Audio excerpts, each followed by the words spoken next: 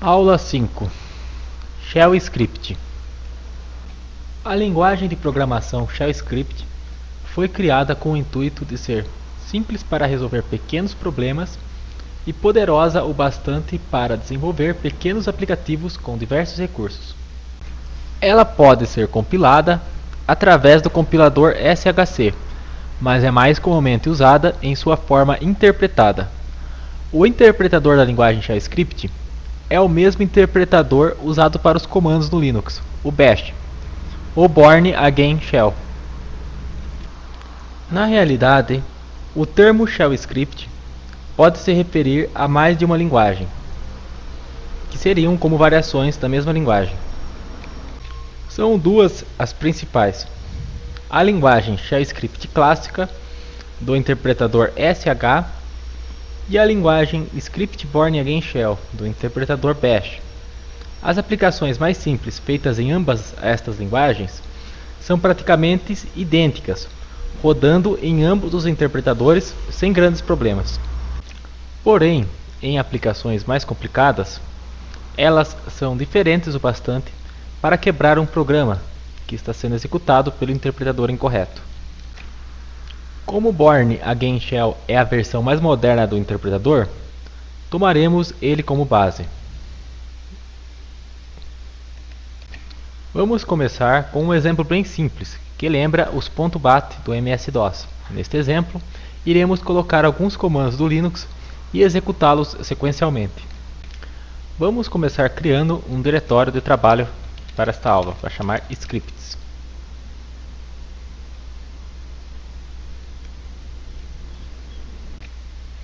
Vamos entrar no diretório recém-criado. E vamos criar o primeiro exercício, que é o 01, aula1.sh.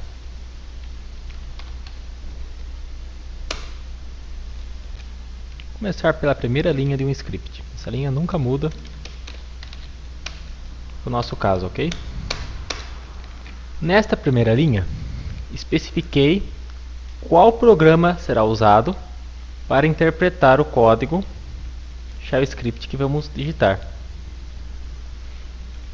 Então essa linha a gente vai sempre usar o Bash, exceto se você estiver usando o Unix, onde você tem que usar o SH. Lembrando que podem existir pequenas diferenças entre eles, ok? Após ter digitado a primeira linha, fica fácil colocar comandos no seu Shell Script. Isso mesmo, comandos do sistema, como por exemplo que você já aprendeu, ls, pwd, colocar um que você não conhece ainda, o clear. Bem, esse daqui é um comando no Linux que faz ele esperar 2 segundos antes de liberar o terminal para o próximo comando, ok? Então ele vai executar esse comando, ls, vai executar o pwd, vai esperar 2 segundos e depois clear. Então, vamos ver. Vamos salvar. Para que um programa possa ser executado, ele precisa de permissões de execução. Você notar que não tem permissão de execução. Então você precisa ativar essa permissão. Vou colocar a permissão de execução para o dono, para todos. Beleza. Agora, se eu digitar aula01.sh, não funciona. Por quê? Porque a aula01 está fora do PET, que a gente vai aprender depois, como colocar ele dentro do PET. Então, eu tenho que fazer um ponto barra aula01.sh. Foi executado o comando ls e limpado a tela. Para compreendermos melhor esse pequeno script, vou visualizar ele com o comando cat e vou executar cada comando dele, como por exemplo o comando ls. Eu executo o comando ls, ele lista os arquivos do diretório. Ora, no diretório tem só o próprio script. Depois ele executa o comando pwd, que mostra o diretório onde você está navegando, que é /home /marcos/scripts. Depois ele executa o comando sleep2, que espera 2 segundos. E em seguida, ele limpa a tela com o comando clear. Vamos executar o script e conferir que é mais ou menos isso que ele faz. Vamos lá. Então, ele executa primeiro o ls, que mostrou somente o aula1.sh. Depois ele executa o comando pwd, que mostrou isso aqui. Finalmente o comando clear.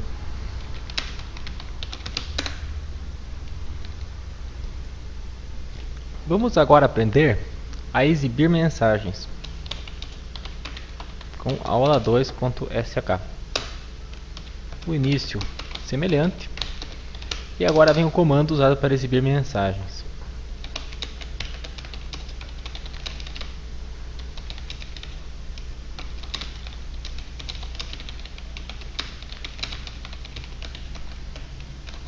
Observe, comando echo. Então, entre aspas, a mensagem que eu quero exibir. Recomendo o uso de aspas duplas para maior facilidade na hora de trabalhar com variáveis. E vamos colocar aqui comando pwd.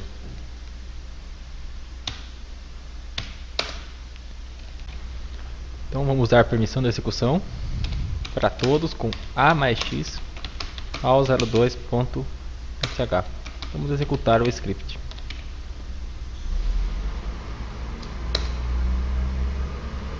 Então ele mostra a mensagem: vou executar o comando pwd, que mostra em que diretório estamos navegando, e o executa.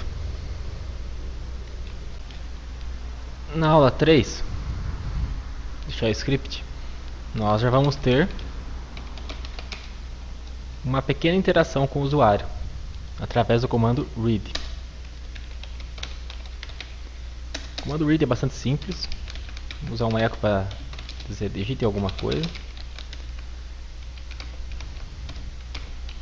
E ele funciona assim: read e o nome de uma variável, que eu vou explicar em mais detalhes já no próximo script. Então vamos colocar o nome de uma variável. Qualquer nome que você quiser, você pode colocar aqui. Eu vou colocar o seguinte nome: abacaxi.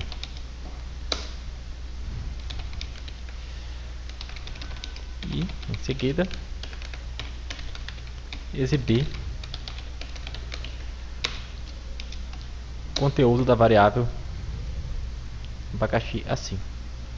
Vamos ver como isso funciona.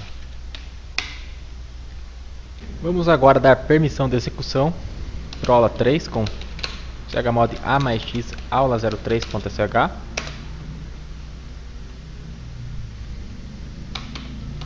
E ver o que acontece. Eu já vou explicar o código desse exercício. Ele pede para digitar alguma coisa. Vou digitar meu nome. E ele responde o que eu digitei. Vamos fazer um cat nesse script para uma explicação mais detalhada. Como você pode ver, o primeiro comando echo exibiu a mensagem na tela: digite alguma coisa. O segundo comando read abacaxi guardou o que o usuário digitou num espaço da memória do computador. Esse tipo de espaço de memória é chamado de variável. E neste caso, esse espaço recebeu o nome abacaxi. Naquele momento de execução do programa, esse espaço de memória chamado abacaxi, que poderia ter o nome que você preferisse, guardou o valor Luciano Andres Martini. Afinal, foi o que eu digitei. Aí eu pressionei Enter e ele foi para o próximo comando. E então apareceu isso aqui: você digitou cifrão abacaxi. Esse cifrão vem de valor, né? Como valor monetário, por exemplo. Então, o valor de abacaxi. Qual que é o valor da variável abacaxi? Daí ele retornou Luciano Andres Martini. Por isso que ele exibe: você digitou Luciano Andres Martini. Vamos executar de novo para ver? Então, primeira coisa, ele pede para digitar alguma coisa. Digitei meu nome, pressionei Enter e ele exibe a mensagem. Se eu digitasse outra coisa, por exemplo, não digitasse nada, não mostra nada. Se eu digitasse assim, mostraria assim. Vamos a um exemplo um pouco mais complexo. Este pequeno programa fará um inventário de hardware no nosso computador e irá gravá-lo num arquivo. Vamos chamar esse arquivo de inventário.sh.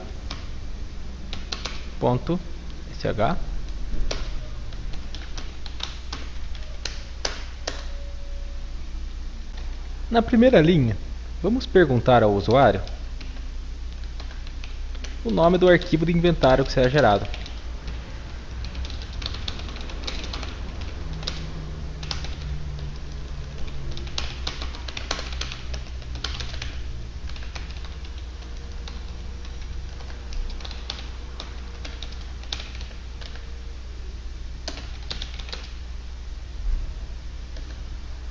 Como você pode ver, o comando read que usei aqui vai capturar aquilo que o usuário digitou e salvar numa variável chamada nome. Então, o usuário digitou, por exemplo, invent.log. Ele vai armazenar esse invent.log.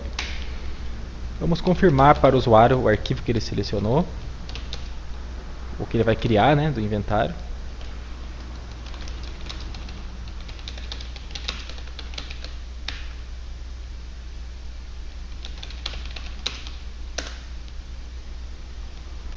Vamos pedir para que o usuário digite também um nome para esse computador.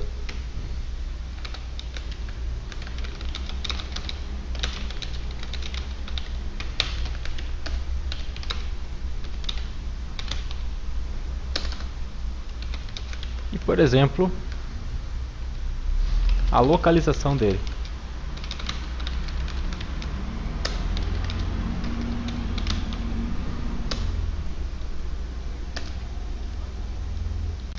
Agora precisamos de uma pausa para a reflexão. Irei abrir uma aba, ampliar um pouco. Quando você utiliza o comando echo, digita por exemplo echo olá mundo, você deve ter percebido que ele tem um standard output, já aprendido lá na aula 2, certo? Então, quando eu faço um echo olá mundo, ele mostra a mensagem olá mundo, certo? Então o standard output do comando echo é aquele que eu estou digitando na frente dele, que ele vai gerar como standard output. Eu poderia redirecionar isso para um arquivo, usando os redirecionadores de saída, como esse aqui, por exemplo. Então, quando eu visualizasse olá mundo.txt, teria esse conteúdo. Eu poderia ainda usar um redirecionador incremental para continuar acrescentando linhas a esse arquivo. E é isso que a gente vai ter que fazer agora. Vamos ter que gerar um arquivo a partir de vários comandos, como por exemplo o comando lspci, dmeg, vários comandos, e algumas mensagens explicando o que é cada parte do inventário. Então vou fechar essa aba. Vamos começar gerando o arquivo texto com o comando touch. Então a gente vai colocar aqui, criando o arquivo, touch, cifrão, nome. O próximo passo é acrescentar ao arquivo algumas mensagens. Vamos começar acrescentando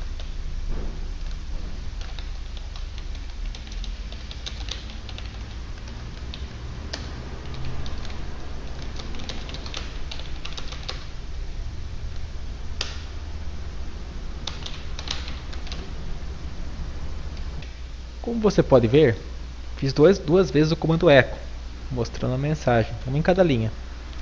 Porém, estas mensagens aparecem na tela. Assim posso redirecionar isto para o arquivo, que ficou com o nome, cifrão nome.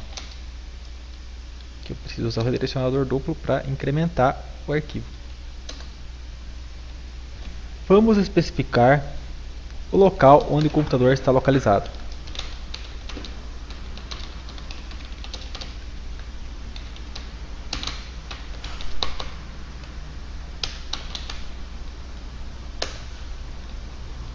Vamos pular uma linha. Para isso, basta digitar echo e redirecionar para o arquivo. Na próxima etapa, começamos a incluir as informações. Vamos explicar que agora vamos mostrar a listagem PCI.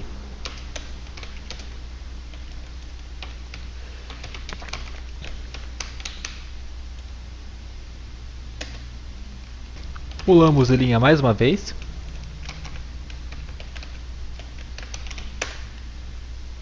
E agora vamos fazer a listagem USB.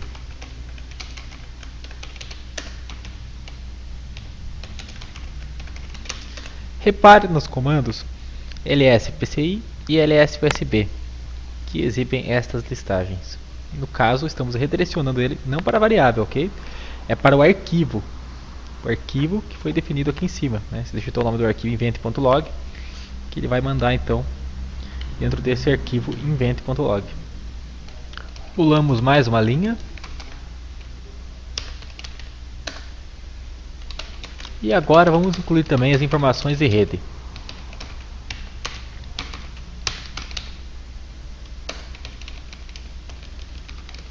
Aqui aparece um comando que vamos entrar em mais detalhes numa aula oportuna, que mostra informações de rede.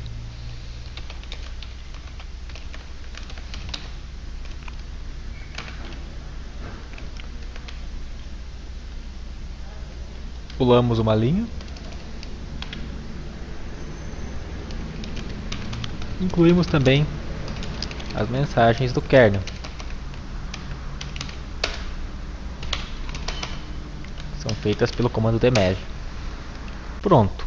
Nosso script de inventário está pronto. Vamos salvá-lo. Dar permissão de execução. E tentar executá-lo para ver o que acontece. Ele pede o nome do arquivo. Eu vou colocar invent.txt. Inventário.txt, melhor ainda. O nome do computador. Vou colocar alguma coisa do tipo. Pronto.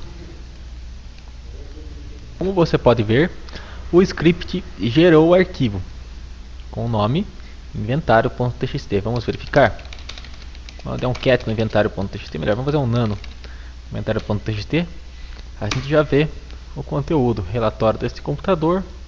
O nome do computador é computador 1. O computador está localizado na sala 1.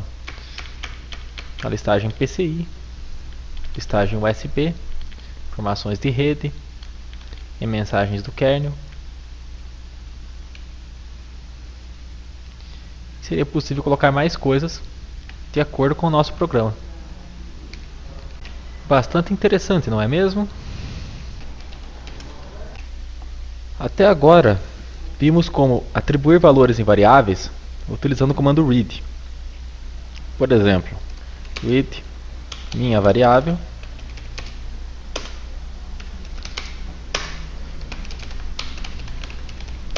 veremos agora como atribuir um valor a uma variável sem interagir com o usuário.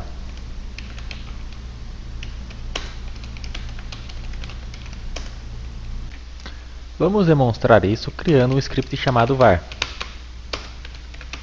Primeiro interpretador, como já aprendemos. Então uma variável, por exemplo, valor igual a 15.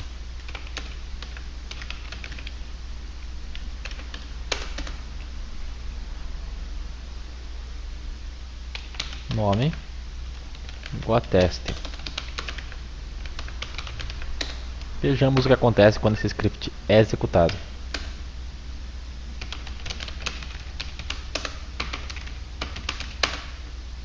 Como pode ver, ele exibiu os valores 15 e teste. Vejamos por quê. Bem, no nosso script, criamos e declaramos uma variável chamada valor com o valor 15.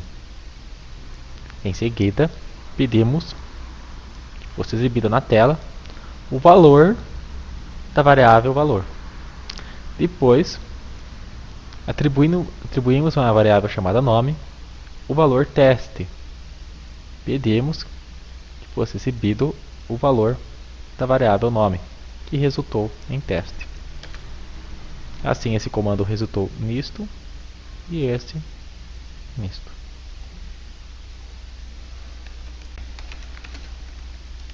Vamos agora aprender como controlar o fluxo de um programa. Vamos começar criando um script que eu vou chamar de decisão, sem acento.sh. Nesse script, eu vou imaginar a seguinte situação.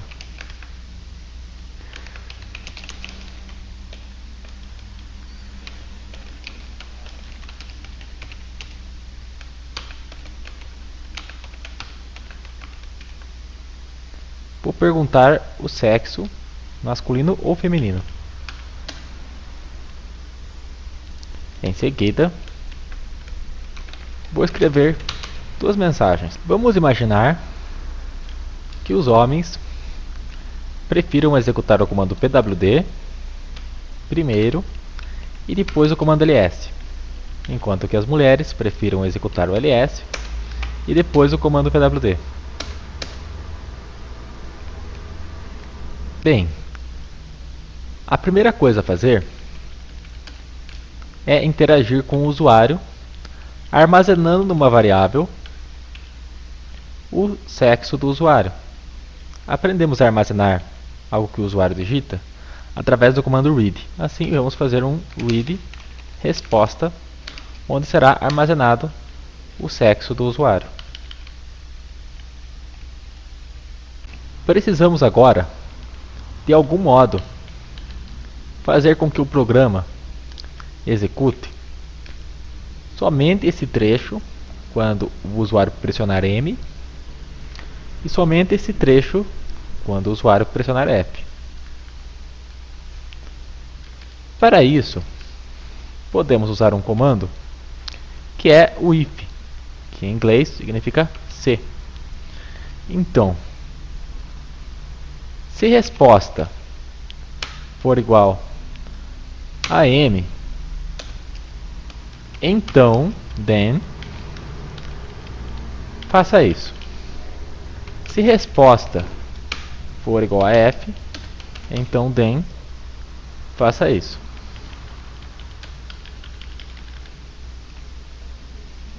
Entretanto, para um computador, isso pode não ser muito claro. Afinal, após a instrução then, o computador não sabe até onde vai este bloco de comandos, ou seja, até onde ele deve executar. Assim, há uma instrução que é oposta de if, que é a instrução fi, que finaliza esse if. Para o outro, a mesma coisa. Outro probleminha. Esta forma, resposta igual a M, é clara para um ser humano, mas para o computador é preciso que tenha um padrão. O primeiro padrão é que tem que haver um espaço entre o resposta e o M.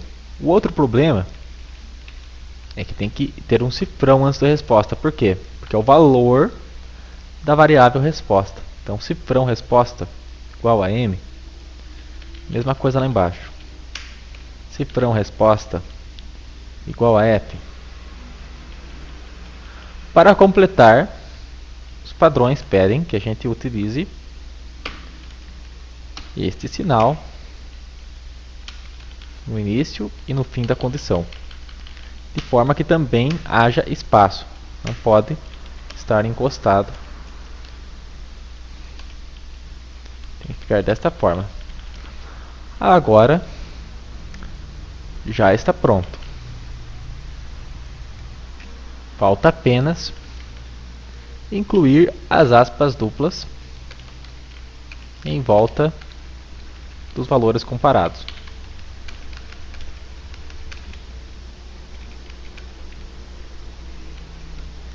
Vamos imaginar que tanto os usuários homens quanto mulheres precisam executar o comando lspci. Bem, você poderia imaginar, vou colocar um LSPCI aqui e outro aqui. Entretanto, isso não faz muito sentido, ou quase nenhum. Porque você pode colocar o LSPCI aqui fora. Afinal, após a execução desse if, esse não é executado, mas o resto do programa continua em execução. Vamos agora salvar o nosso programa. Para executá-lo, o mais x decisão.sh.decisão.sh. Ele pergunta o sexo. Vou pressionar N. Se eu subir aqui, você pode ver que ele mostrou prazer em conhecê-lo, pois respondeu o sexo masculino. E como você pode ver, o comando pwd foi executado primeiro que o ls. Em seguida foi executado o comando lspci.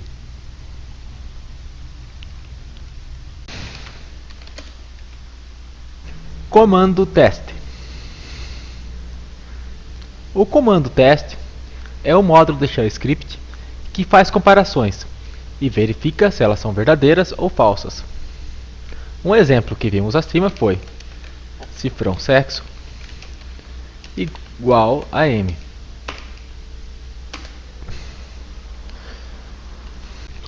Ao executar um comando do tipo teste, uma variável chamada errorLevel é gerada.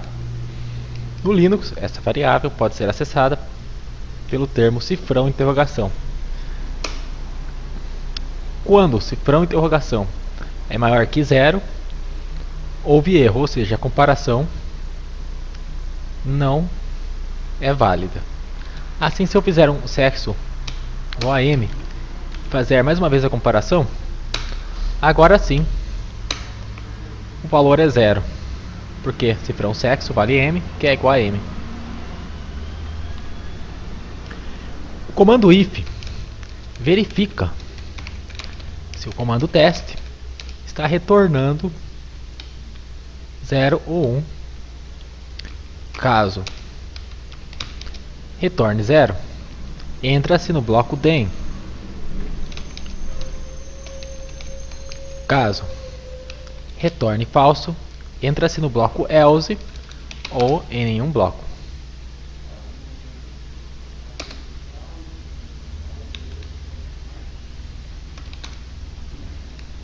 Ainda há outros comparadores dentro do comando teste, além do igual. Como por exemplo, posso verificar se sexo é diferente de f.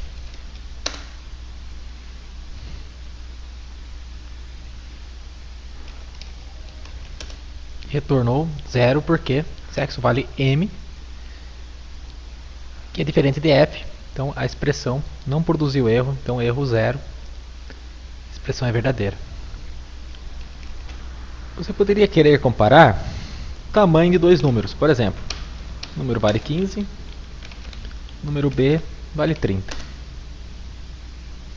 Para isso, você poderia usar número traço gt, significa maior que número b. Então, número é maior que número b? Vamos responder juntos. 15 é maior que 30? Não, né? Mas vamos executar. Agora, ao olhar a variável de erro, vemos que ela mudou para 1, indicando que houve erro na comparação, ou seja, número não é maior que número b. Ainda há outros comparadores, como traço GE, maior ou igual, traço LT, menor que, e traço LE, menor ou igual. Para ilustrar isso que falamos agora, vamos a um script. Este script irá chamar comparador.sh.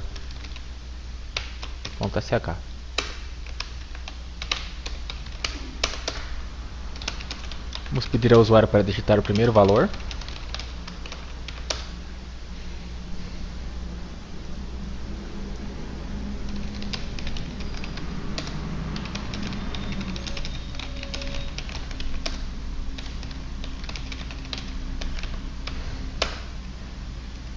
Agora, comparamos os valores digitados pelo usuário.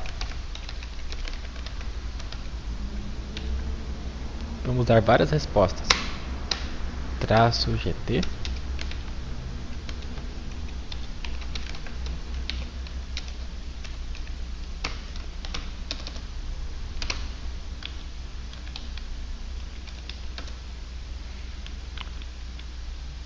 Vou dar uns espaços, uma prática comum de programadores para facilitar a leitura de instruções que possuam um if ou um bloco separado da execução.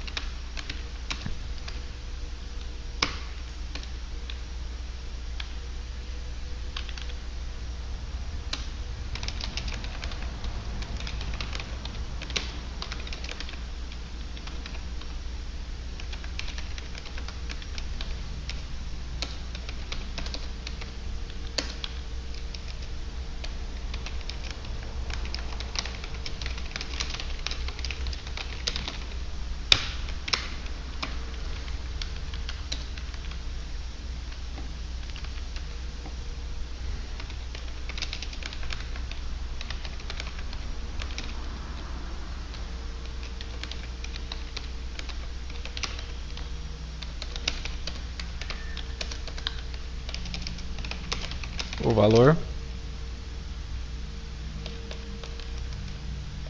os valores são iguais. Pronto. Nós já vamos melhorar esses ifs de uma forma que fique mais legível. Mas vamos salvar este programa para ver como que fica.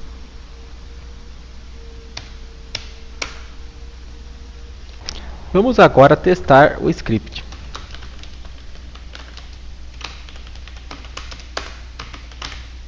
Quando eu executo ele, ele pede o primeiro valor,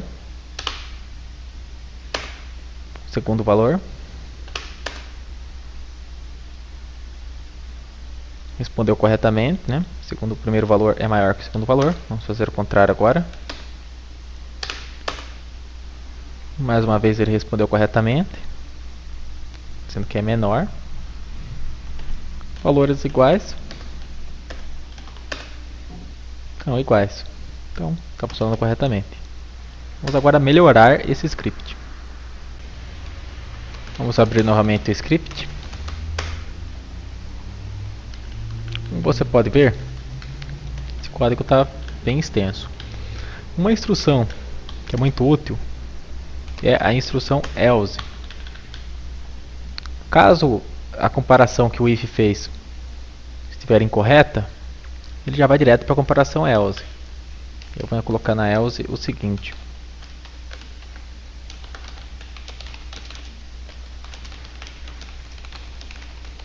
e aqui eu já eliminei um if.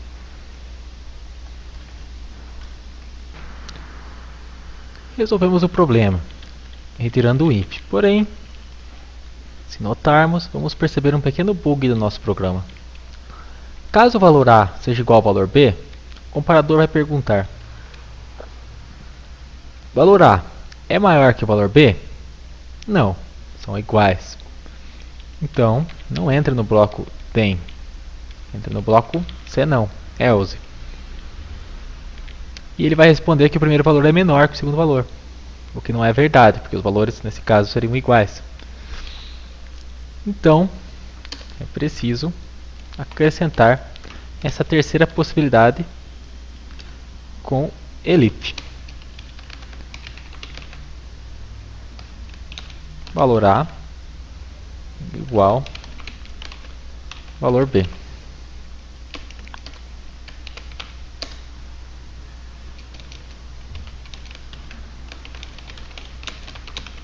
E acabamos com isso também eliminando mais um if. Vamos testar este programa que acabamos de fazer. Então chmod mais x e executar este comparador mais uma vez, verificar se ele continua respondendo corretamente. Respondeu corretamente, primeiro teste. Segundo teste, respondeu corretamente. Terceiro teste, respondeu corretamente. Concluímos que nesta forma melhorada também está funcionando de forma correta. Uma forma de usar o comparador é verificar se um arquivo existe. Para isso, vamos criar agora o script da aula 4, onde iremos demonstrar isso com o comando if. Vamos criar para este exemplo, então, um script com o comparador de existência, que é o "-e", como você está vendo. Com ele eu posso verificar se um arquivo existe. Vou verificar se o meu arquivo.txt já existe. Caso ele já exista, vou mostrar a mensagem "o arquivo já existe". Caso ainda não exista, vou criar o arquivo, meu arquivo.txt.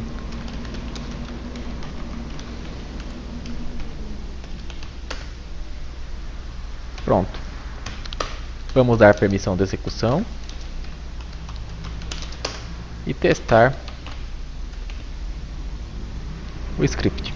Na primeira execução, ele fala criando o arquivo. Na segunda, nas próximas, o arquivo já existe. Quando eu apago o meu arquivo.txt, ele volta a criar o arquivo.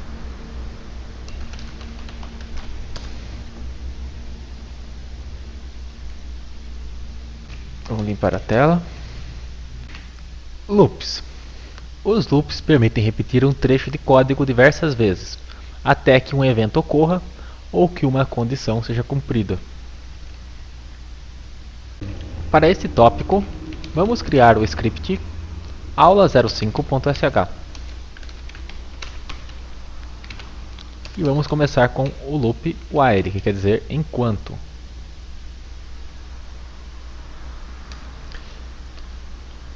Na frente do enquanto, nós podemos colocar então uma condição, como por exemplo, número 1 for maior que número 2. Ou por exemplo, aquela condição de igualdade, ou ainda condição de existência de arquivo. Sim, é possível. Vamos verificar se o arquivo executar.tmp existe. Então, enquanto executar.tmp existir, faça, ou seja, do. Então vamos escrever executando na tela, limpar a tela e esperar um segundo.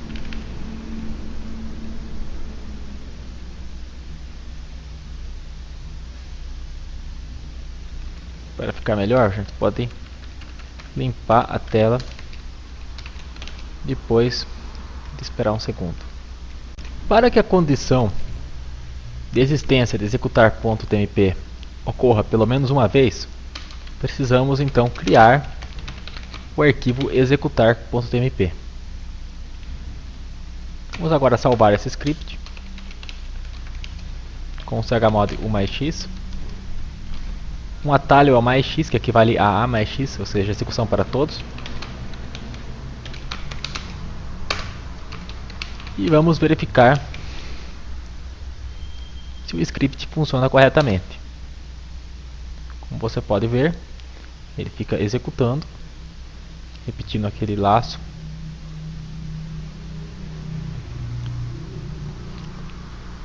Se eu vier aqui e apagar o executar.tmp, veja o que acontece. O script parou de executar.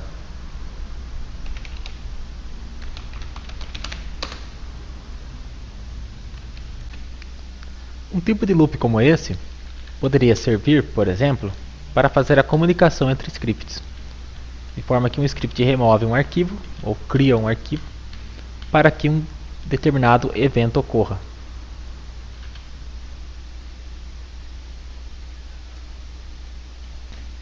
O while pode ser combinado diretamente com o comando sleep,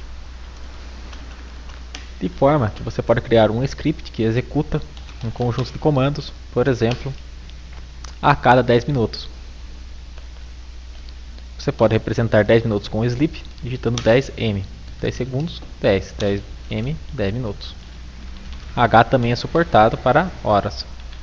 Então, a cada 10 minutos, o computador poderia executar, por exemplo, uma rotina de backup.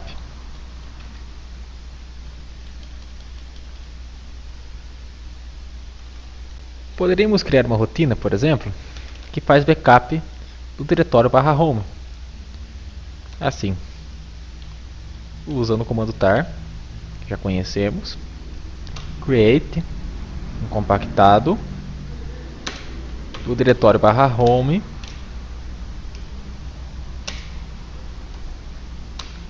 em /var /backups, que já vou explicar agora. Poderia verificar agora o nome do arquivo, então home.tar.gz.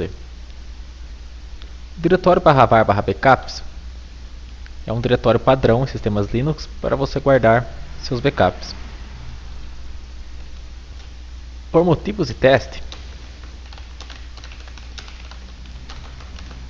vamos reduzir esse tempo para 1 minuto e verificar se o script é executado.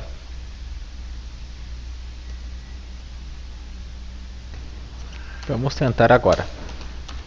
chmod mais x aula05.sh. Vou executar ele.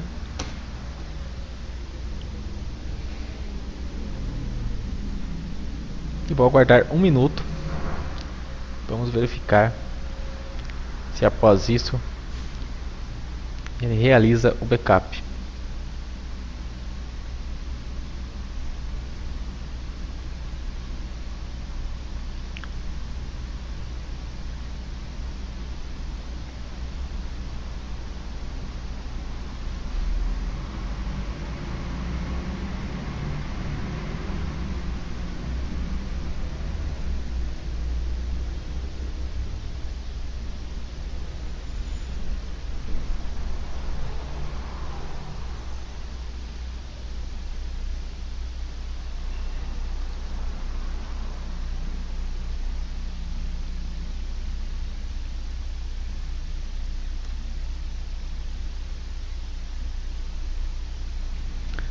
Pronto, ele realizou o backup, porém aconteceu um problema, permissão negada.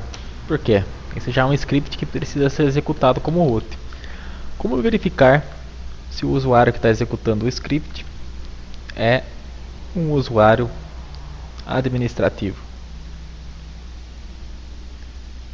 Vou abrir o script novamente e vou incluir uma condição que verifica uma chamada variável de ambiente.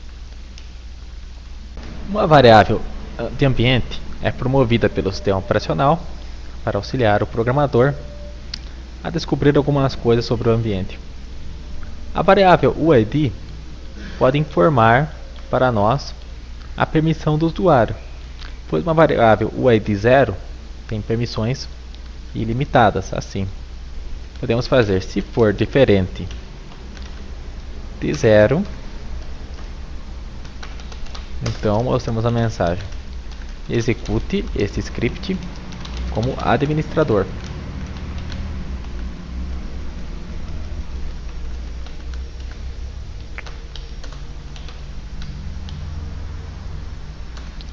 E incluímos a instrução exit, que faz o script finalizar devido ao problema. Vamos agora executar este script. Verificar se ele funciona. Só um ajuste rápido. Vamos colocar 5 segundos para evitar que demore muito.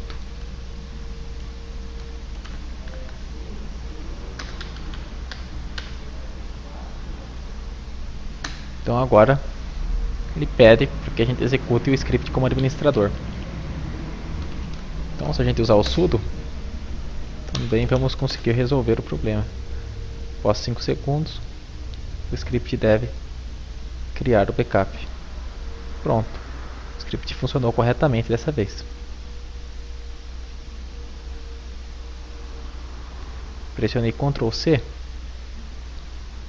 porque iria demorar muito para ser feita esse backup. Este erro de permissão negada que apareceu não impediu o backup. Este erro aparece porque este arquivo está sendo utilizado por um programa. Este é um arquivo temporário que não é de interesse em backups, ok? Não tem problema esta mensagem. Eu poderia também fazer com que o script passasse a ser executado em segundo plano, desta forma.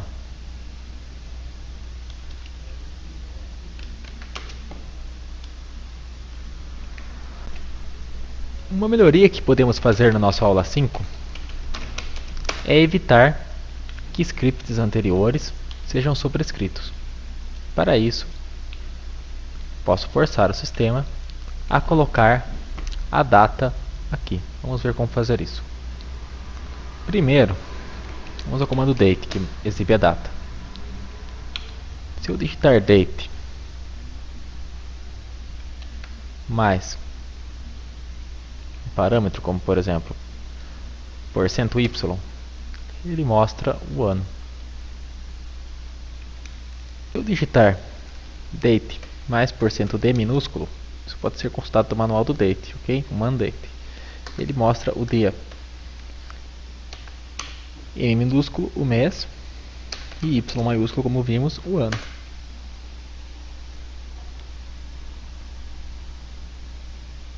Eu poderia vir aqui,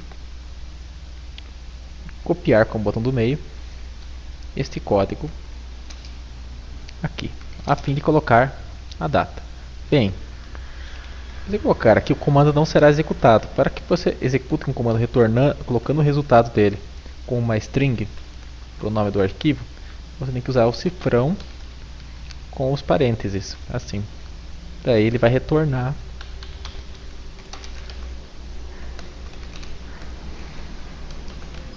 essas informações.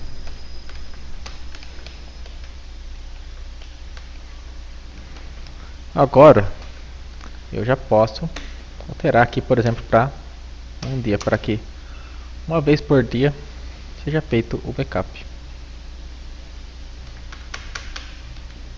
Ele vai registrar o nome do backup, um número semelhante a esse, fazendo com que os backups anteriores não sejam sobrescritos.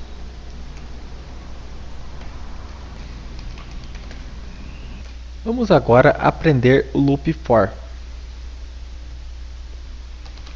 Criar o arquivo aula06.sh.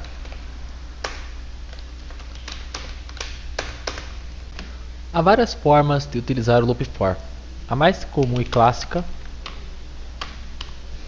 é esta. Também está disponível em muitas outras linguagens de programação.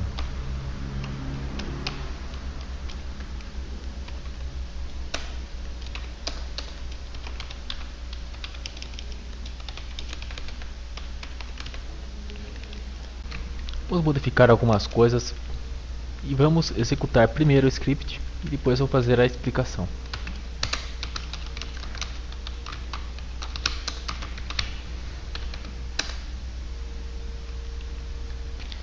Ao visualizar o código do arquivo aula06.sh, percebemos que o loop for começa declarando uma variável chamada i, com valor 0. Em seguida estabelece uma condição: i precisa ser menor ou igual a 10. Em seguida, uma função i++, que incrementa o valor da variável i de 0 até 10, ou seja, de 1 em 1. De forma resumida, podemos dizer que o loop for, nesta forma, repete um bloco de comandos, que podem ter vários aqui entre o do e o done, alternando o valor de uma variável. No caso, O loop for está repetindo o comando echo, alternando o valor da variável i de 0 até 10. Ainda existem, para finalizar, outras formas do for.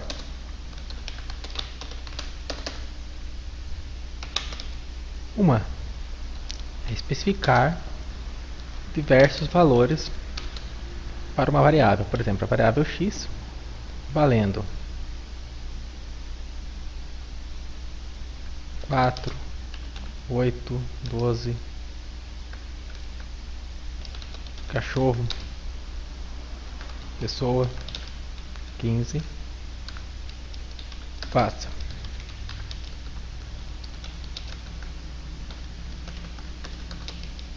Vou colocar um sleep para mostrar que é possível colocar mais comandos dentro do bloco. Vamos ver o que esse loop vai realizar.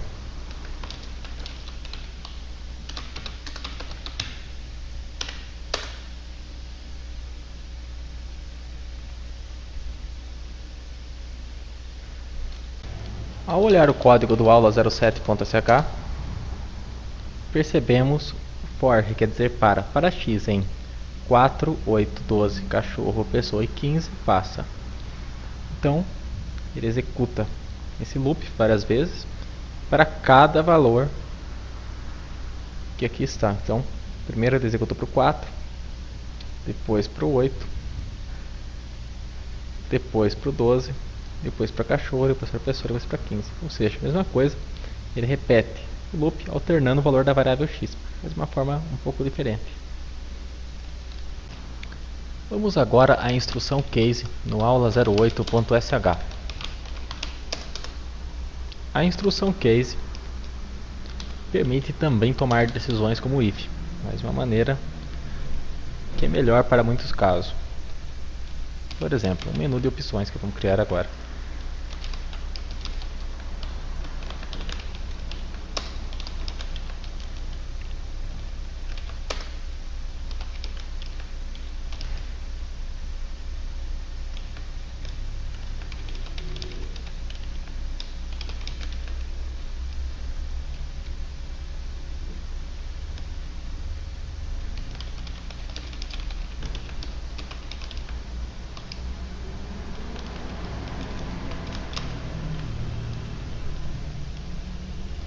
Primeiro passo, eu vou colocar o read opção para pegar a opção que o usuário vai digitar, e case caso opção in.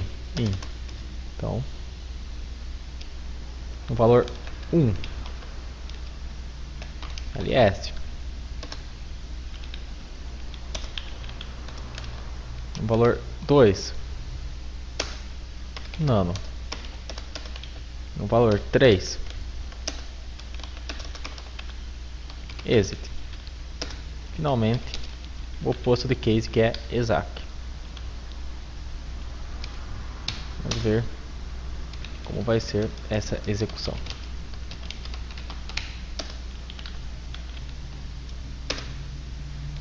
1, ele executa o ls. 2, ele executa o nano. 3, ele sai. E se eu quisesse que o menu sempre voltasse a aparecer?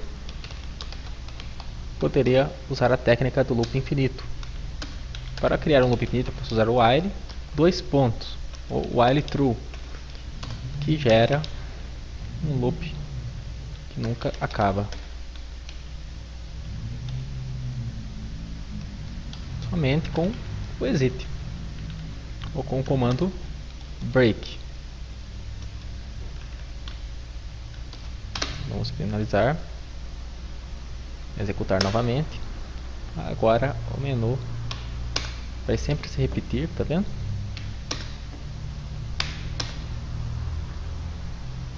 Eu ainda posso fazer ele limpar a tela em cada repetição, para que o menu fique sempre acima.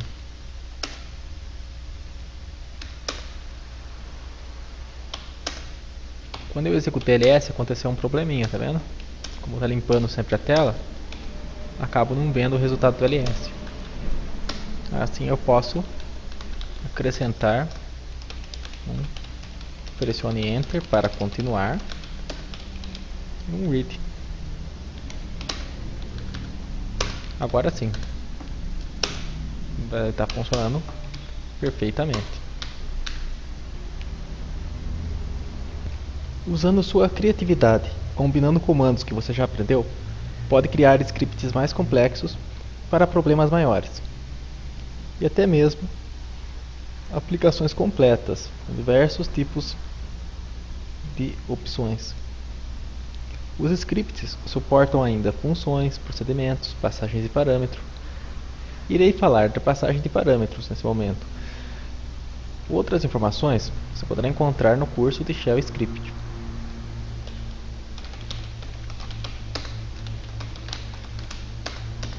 Você pode querer passar externamente um parâmetro para um script. Esses parâmetros são automaticamente convertidos nas variáveis cifrão 1, cifrão 2, cifrão 3. Veja como isso acontece.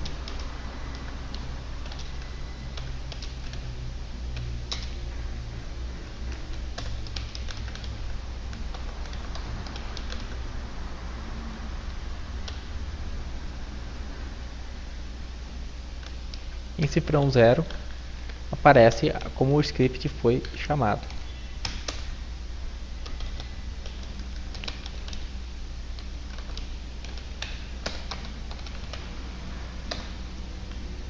Se eu passar um parâmetro, por exemplo, teste,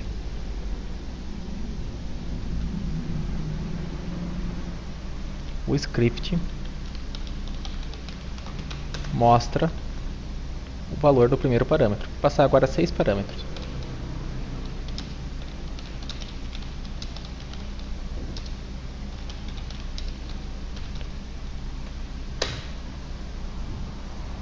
No caso eu passei 7. Então, 6 parâmetros. Parâmetro 1, parâmetro 2, parâmetro 3, parâmetro 4, parâmetro 6.